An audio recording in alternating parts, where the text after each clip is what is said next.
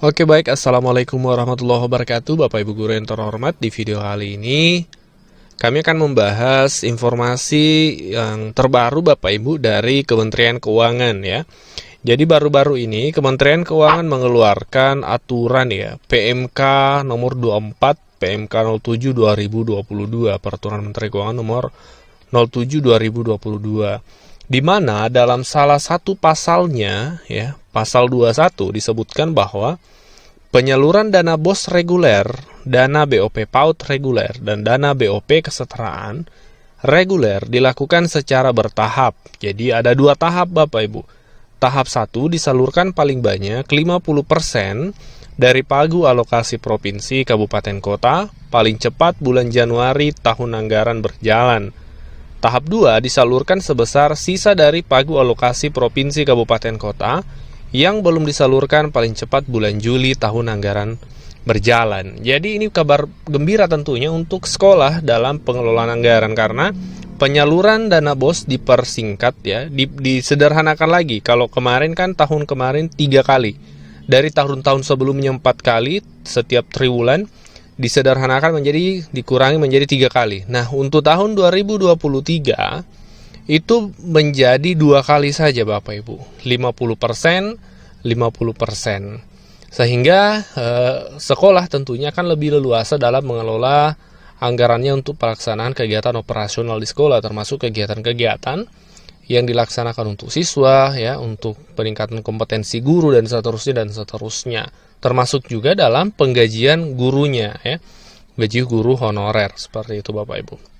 Nah, ini sejalan dengan hasil sosialisasi dari Kementerian Keuangan yang sudah pernah kami sampaikan juga Bapak Ibu. Berikut ini hasil sosialisasi dari Kementerian Keuangan, Kementerian Pendidikan maksud kami ya, Kementerian Pendidikan Kemdikbud. Apa yang akan kami sampaikan ini berdasarkan paparan ya dari sosialisasi rancangan kebijakan bantuan operasional satuan pendidikan untuk tahun 2023 yang dilaksanakan oleh Ditjen PAUD Dikdasmen Kemdikbud Bapak Ibu. Jadi baru-baru ini ada webinarnya, dan ini webinarnya hari Kamis 22 Desember 2022 hari. Kita to the point saja. Yang pertama, untuk tahun 2023 ada kenaikan besaran dana BOS Bapak Ibu. Ya, ada kenaikan besaran total ya. Di sini disebutkan tahun 2023 pemerintah menyediakan anggaran dana BOSP sebesar 59,08 triliun. Ini meningkat 0,5% dari tahun 2022 yang sebelumnya di 2022 itu sebesar 58,79 triliun, meningkat menjadi 59,8 triliun, 08 triliun ya, naik 0,5%. Yang kedua, ini yang sangat nampak Bapak Ibu, yang perlu dipahami sama-sama, bahwasanya kita ketahui dulu sebelum 2022 kan pencairan dana BOS itu 4 triwulan ya, triwulan 1, triwulan 2, triwulan 3, triwulan 4. Nah, triwulan 2 kemarin itu menjadi 2022 kemarin menjadi 3 triwulan saja. Tahun 2022 dana BOS itu 3 triwulan penyalurannya.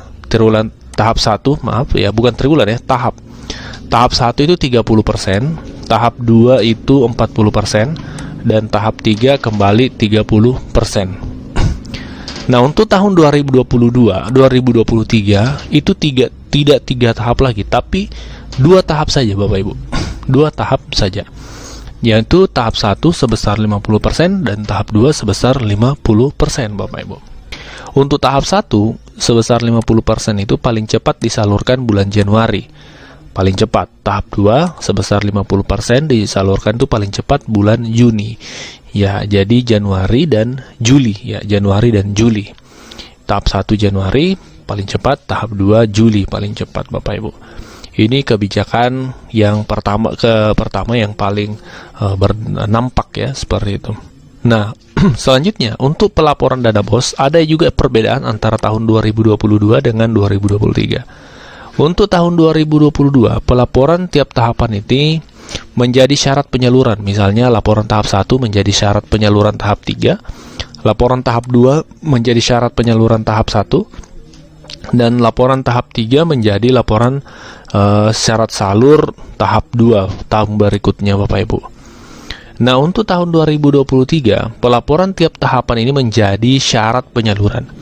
Laporan keseluruhan tahun 2022 menjadi syarat penyaluran tahap 1 tahun anggaran 2023. Jadi 2022 harus tuntas pelaporannya untuk penyaluran tahap 1 tahun 2023. Disebutkan di sini laporan keseluruhan tahun anggaran 2022 menjadi syarat penyaluran tahap 1 tahun anggaran 2023.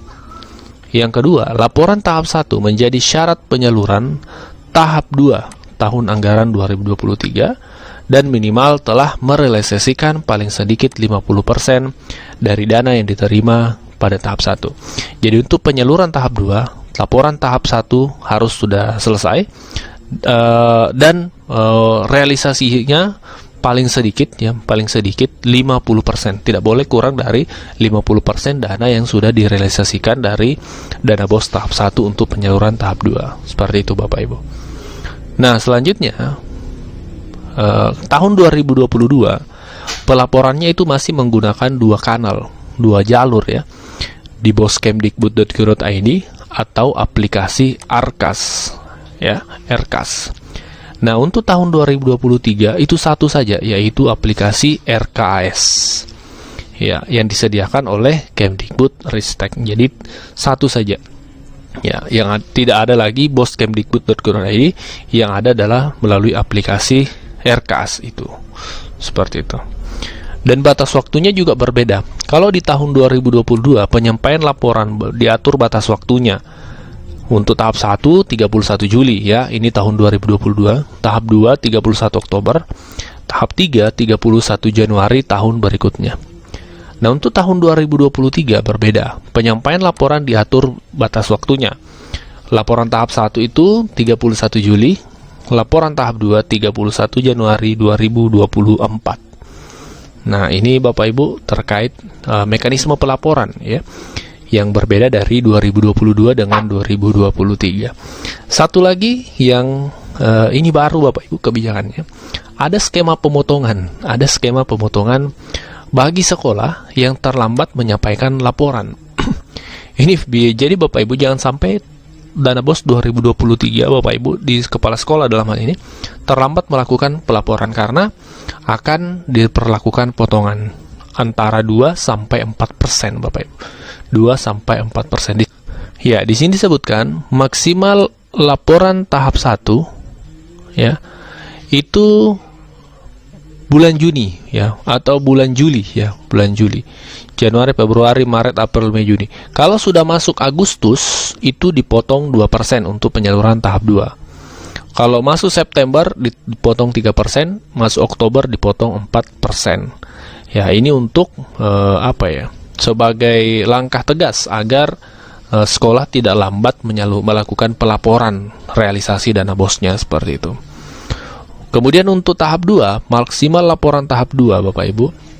Kalau Bapak Ibu melaporkannya di Februari 2024, maka itu kan dianggap melampaui batas, maka dipotong 2%. Kalau Maret maka dipotong 3%, kalau April dipotong 4%, kalau Mei dipotong 4%, kalau Juni dipotong 4%.